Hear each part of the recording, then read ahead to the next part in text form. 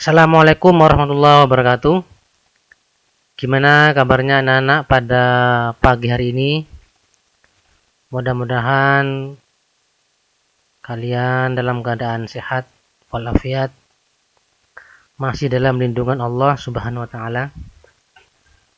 Tidak lupa marilah kita selalu bersyukur kepada Allah yang mana sampai saat ini kita masih diberi kesehatan, kesempatan sehingga kita bisa belajar bersama walaupun masih dalam pembelajaran jarak jauh. Sebelum pelajaran kita mulai, marilah kita awali dengan berdoa bersama-sama. Bismillahirrahmanirrahim. Raditu billahi rabba wa bil islami dina wa bi muhammadin nabiyya wa rasula. Rabbi zidni ilma warzuqni fahma. Amin ya rabbal alamin. Pada pertemuan yang kedua ini, kita masih tetap di bab yang sama seperti pertemuan pertama, yaitu gerak benda dan makhluk hidup di lingkungan sekitar. Ya. Kalau kemarin pertama kita bahas pengertian gerak, ya. Sekarang di pertemuan kedua ini kita bahas pengertian gaya dan macam-macam gaya.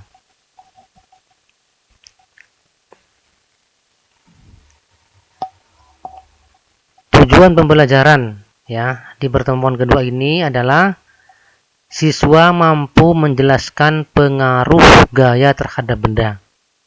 Ya, artinya kalian nanti ya, Pak Ali berharap mampu menjelaskan pengaruh gaya terhadap benda.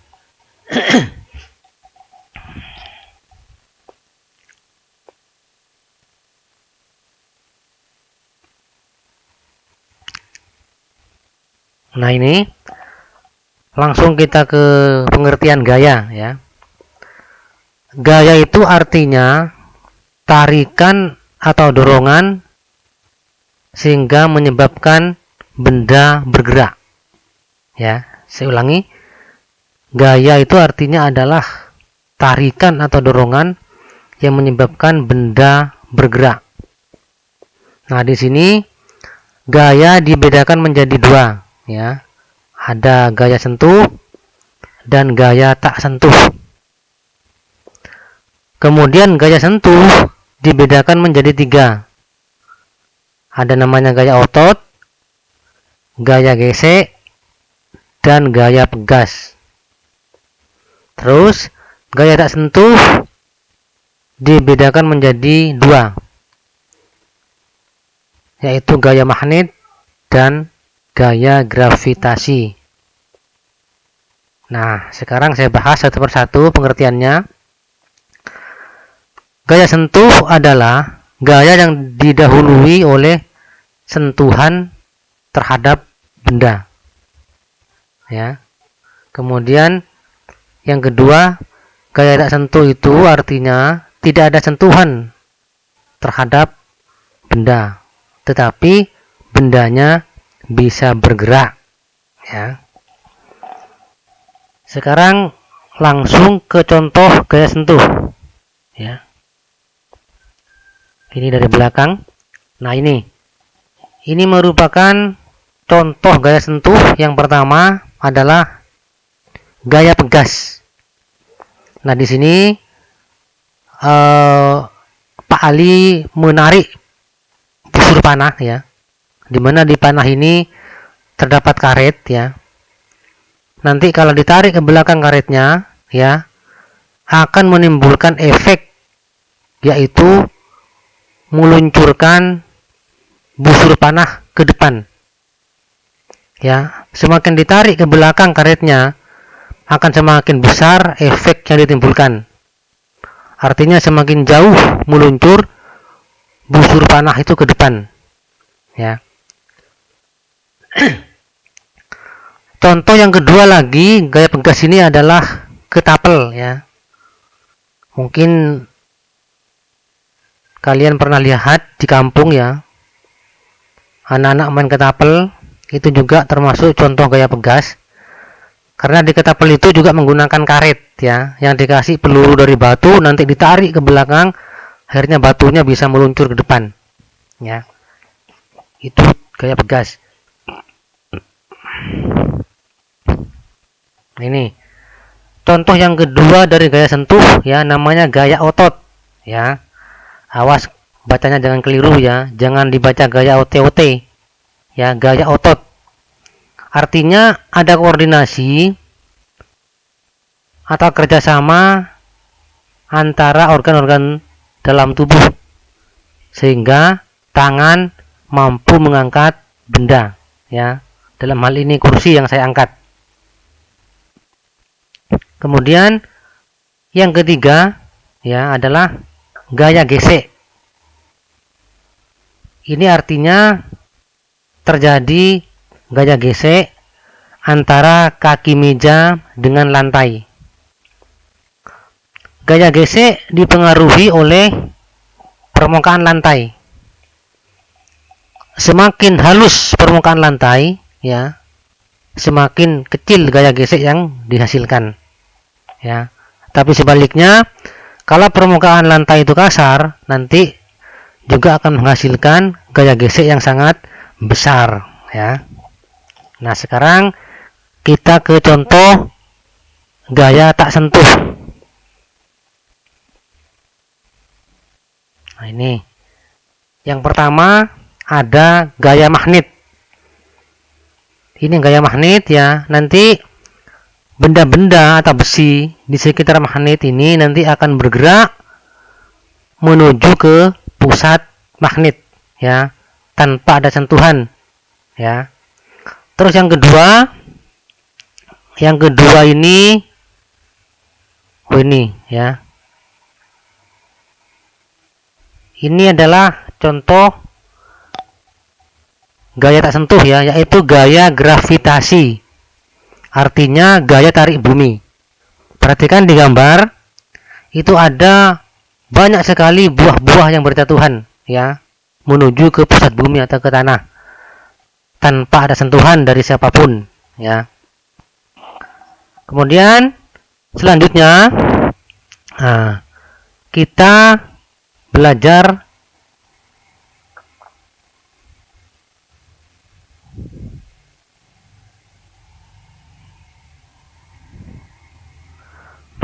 tentang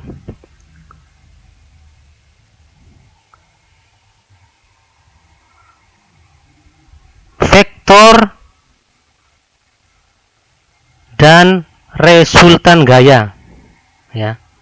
Vektor dan resultan gaya. Nah, ini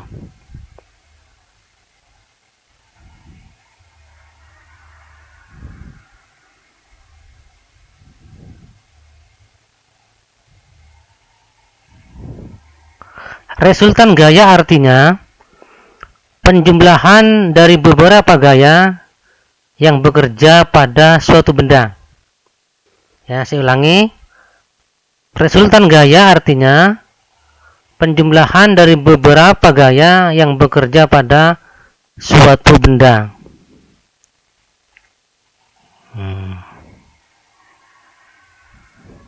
Ya, ini. Gaya merupakan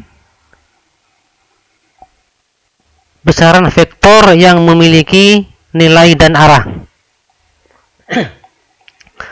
Perhatikan, ya, di situ ada garis, ya, yang mana besarnya gaya dinyatakan dengan panjangnya anak panah.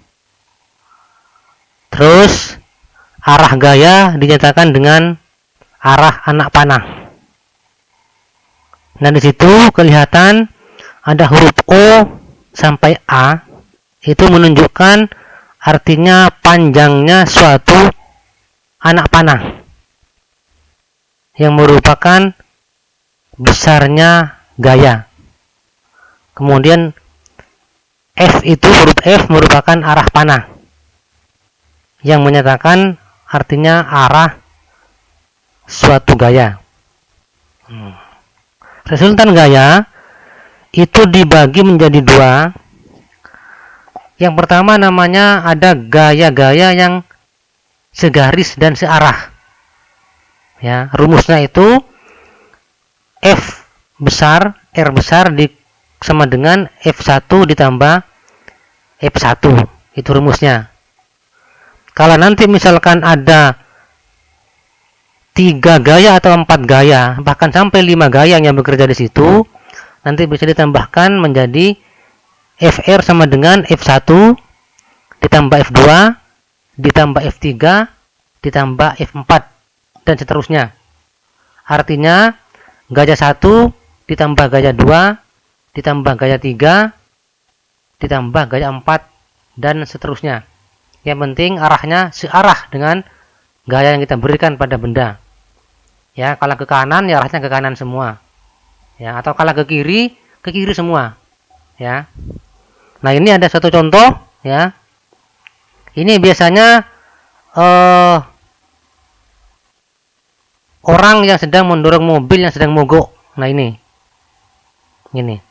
Contoh soal, tentukan resultan gaya berikut, ya. Di mana Pak Ali dan Pak Arif mendorong mobil yang sedang mogok. Ya, gaya Pak Ali terhadap mobil adalah 2 Newton atau disingkat N, dan gaya dorong Pak Arif adalah 8 N. Nah, cara mengerjakannya ya, tinggal tulis rumusnya aja.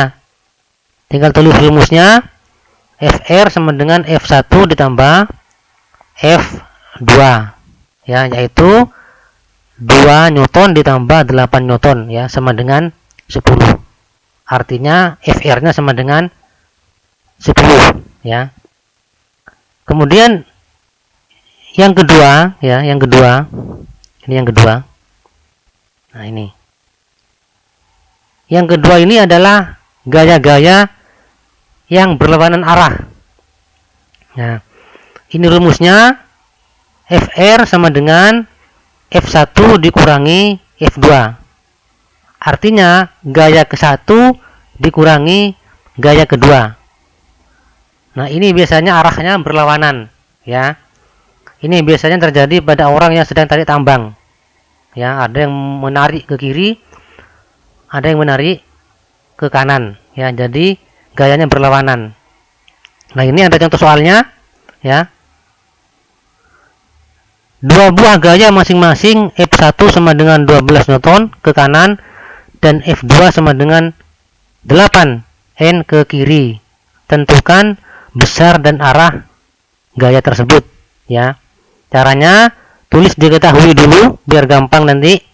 Diketahui F1 sama dengan 12 Newton atau N ke kanan.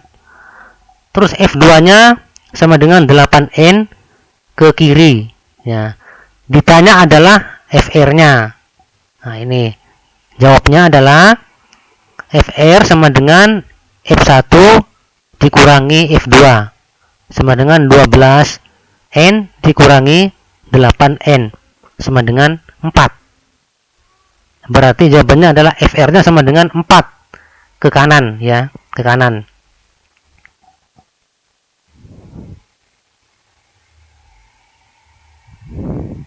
Kemudian selanjutnya adalah kita bahas tentang ini terakhir ya materi di pertemuan ini.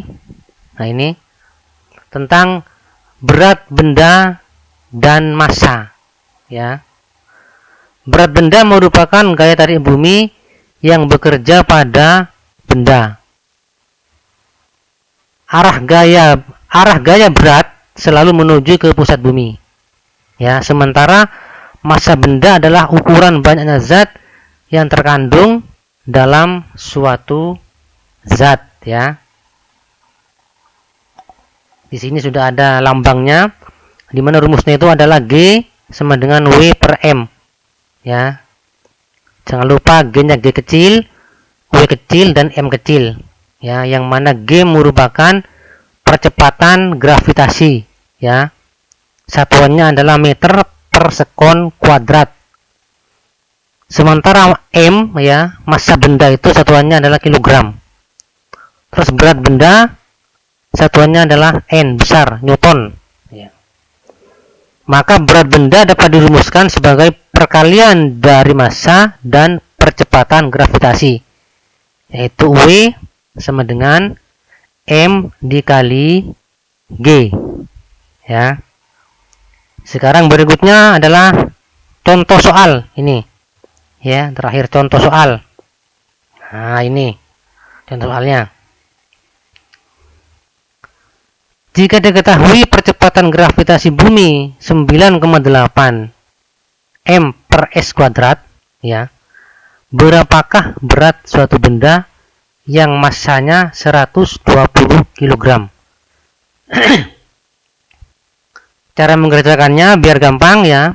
Jangan lupa ditulis dulu yang diketahui, ya. Diketahui M-nya sama dengan 120 kg. Terus G-nya, yaitu gaya gravitasi bumi 9,8 meter per sekon kuadrat. Kemudian yang ditanya adalah W, ya, berat benda.